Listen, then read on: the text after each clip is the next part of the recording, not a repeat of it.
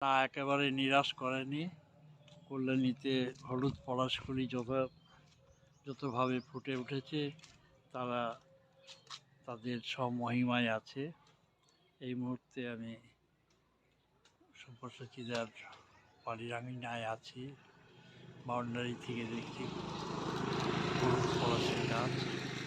বহুদিন ধরে এই গাছটি কল্যাণীতে শোভাবর্ধন করে যাচ্ছে এবং এইটি প্রাচীনতম হলুদ পলাশ গাছ। সেই হলুদ পলাশ গাছের শোভা আমি দেখছি। এই গাছটি পরিপূর্ণভাবে প্রস্ফুটিত হয়েছে।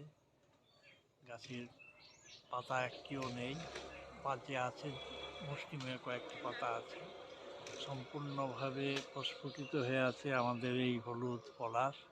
সেই হলুদ পলাশের রূপ আমি দেখছি। গাছের উপরে বহু পাখি আছে, বহু ধরনের পাখি আছে।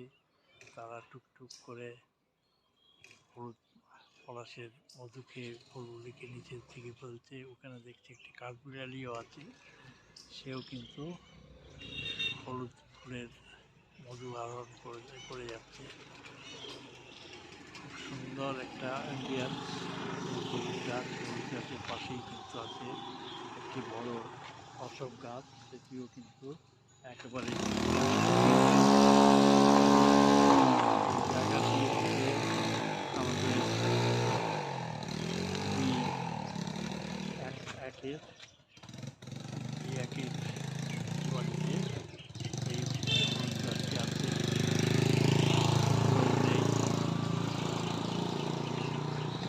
স্বর্গ থেকেই দেখছেন তার হাতে লাগানো হলুদ গাছটিকে, যেটি আমাদের পল্লবিত হয়ে কল্যাণীকে সুসজ্জিত করে রাখে। এই দুর্মূল্য হলুদ গাছটির যদি প্রামাণ্য বা সাক্ষ্য দিতে হয়, তাহলে আমরা সব্যসাচীদাকেই দেবো, কারণ কল্যাণীতে উনি এই হলুদ গাছটিকে প্রথম নিয়ে আসেন।